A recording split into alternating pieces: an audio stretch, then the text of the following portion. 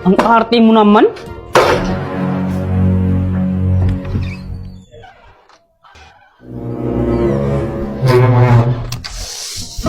Ang init.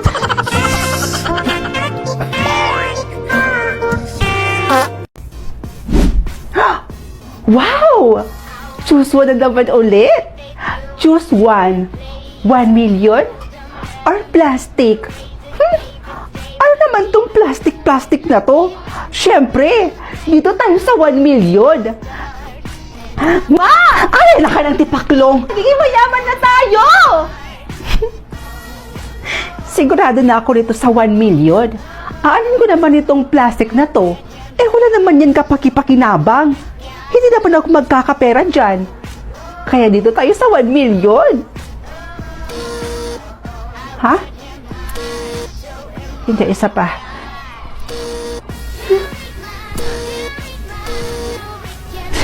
Ano pa naman yan? Bakit pa nilagay sa choices kung hindi rin naman pala mapipindot? Kakainis. Walang kwenta. Ay, nakakainis naman. Bakit pa kasi nilagay sa choices kung hindi naman pala mapipindot at makukuha? Anin ko yung plastic. Ano naman kapaki-pakinabang yung mga yun? Hoy anak! Ano bang nangyayari sa'yo? Bakit bigla-bigla ka na lang sumisigaw? Nagulat ako. Akala ko kung ano na yung nangyari sa'yo, burikat ka. Tsaka, ano ba yung pinagsisigawan mo kanina? Ano yun? Magiging mayaman na tayo? Wala yun, ma. Joke time. Eme-eme ko lang yon. Ay, nako. Kaka-cellphone mo yan, nak. Ito kang basura, o. Itapon mo nga dun sa may labas. At nang may pakinabang ka naman, hindi yung puro cellphone na lang inaatupag mo. Oh.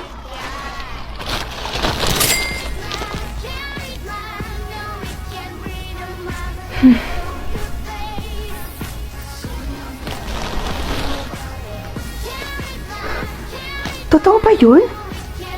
Nahawakan ko lang tong plastic na to. Nagka 10,000 pesos na ako? Ang galing ah! Sana makakita pa ako ng mga plastic dito. Gusto ko pa kasi masubukan kung totoo nga ba talaga na kapag kumahawak ako ng plastic, ay nagkakaroon ako ng 10,000. Ayun!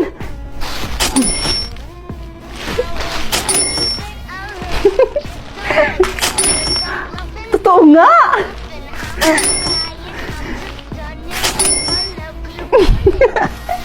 Easy money! Ma! May good news po ako sa inyo. Ano ba yon? Sa tuwing nakakahawak po ako ng plastic, nagkakaroon po ako ng 10,000 pesos.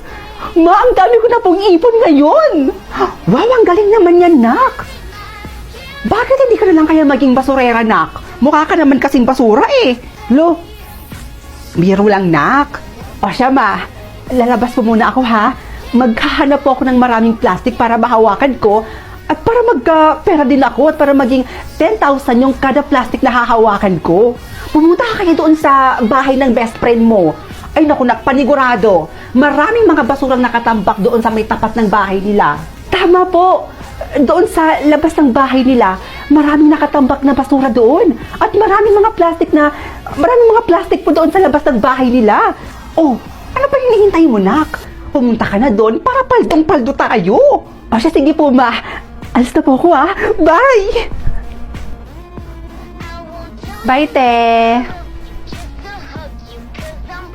Hoy, Bes! Nandyan ka lang pala. What are you doing here? Itatanong ko sana, Bes, kung may mga plastic pa ba kayo dyan sa may tapat ng bahay nyo? Meron pa, pero konti na lang yung natira eh. Ay, konti na lang?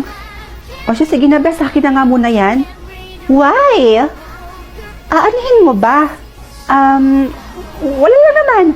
Akin na, ako na lang muna magtatapon dun sa labas. Oh, much better. Okay. Wait mo ako dito, ha? Kukunin ko lang. Bes, eto na yung lahat.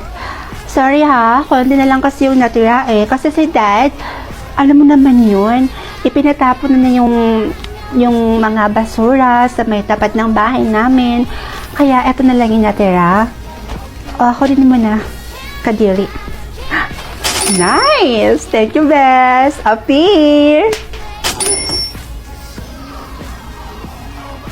Isa pa.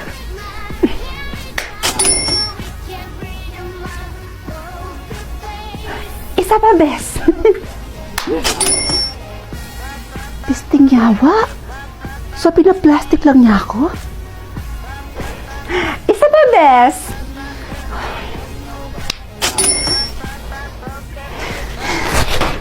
Yawa! Ow! Ow! Yawa! Ow! My hair! Oh my gosh! Stop it! Oh my gosh! Mapapakinabagan ka rin pala!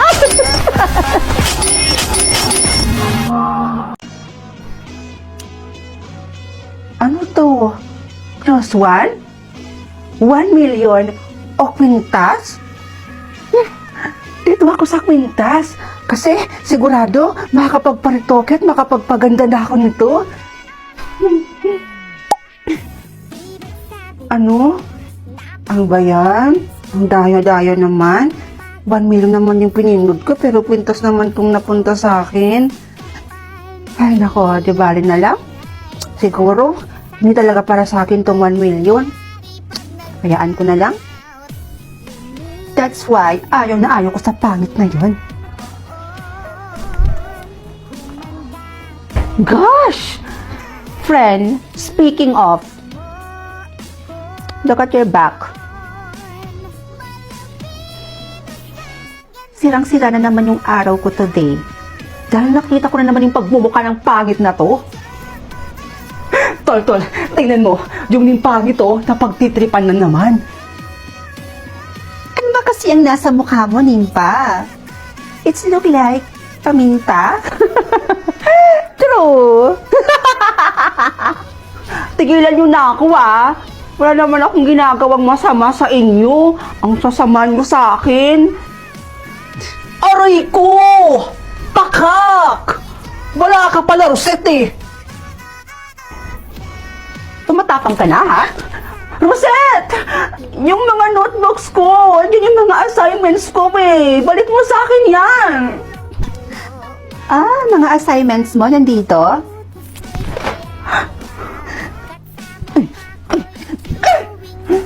Sama-sama mo talaga!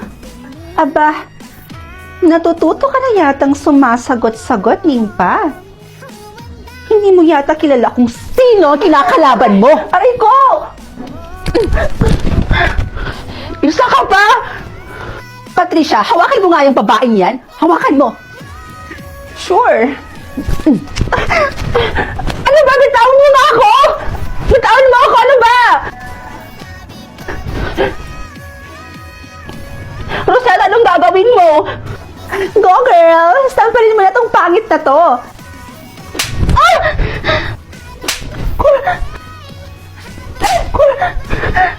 Tama na! Tama na! Bitawan mo ako!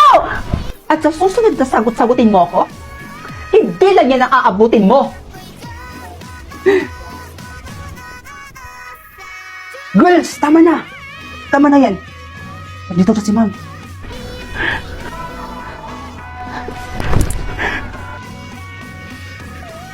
Nimpa, ano nangyari sa'yo? Bakit ganyan yung itsura mo, ha? May nag-away ba sa'yo? Wala po. Ayos lang po ako, ma'am. Okay, class. Bago ko makalimutan, year-end party or Christmas party niyo na tomorrow. Kailangan niyo nang pumili kung sino ang inyong mareregaluhan. And actually, bumuo na ako dito ng mga pangalan ninyo. Buburot na lang kayo dito kung sino ang inyong mareregaluhan. O Rosette, ikaw na mauna. Perfect. Huwag si Nimpa, please. Yes! Huwag si Nimpa, please.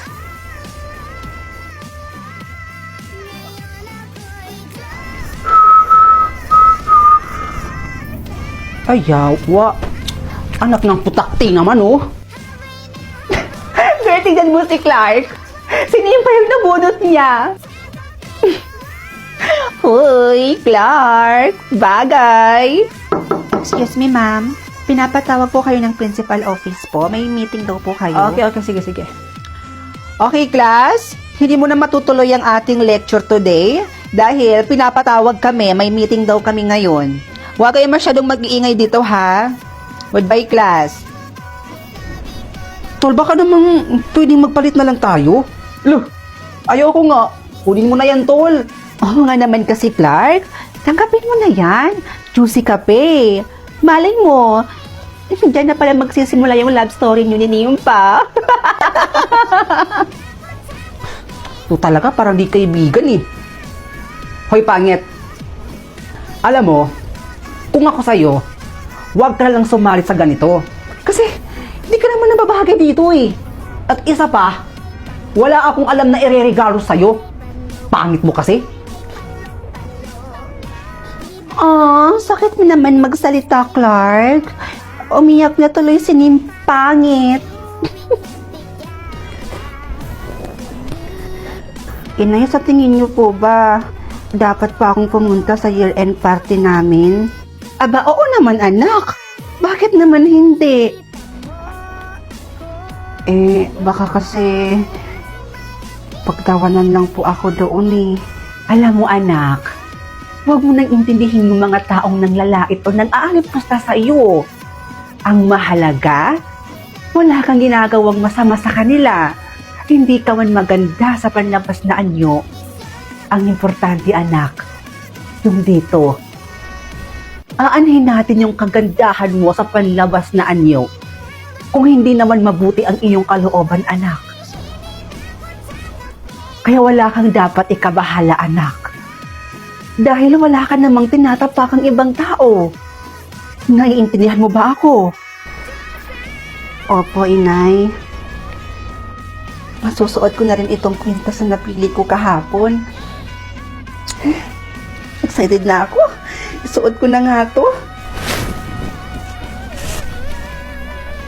Ayan. Ang ganda. Naku, bagay na bagay itong kwintas na to sa suot ko. Napakaganda. Pero bakit kaya ganon? Kakaiba yung nararamdaman ko sa kwintas na to. Na para bang may kakaiba sa kwintas na to. Di bali na nga lang. Inay?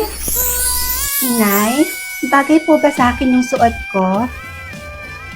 Diyos ko, ma'am? Sino po kayo?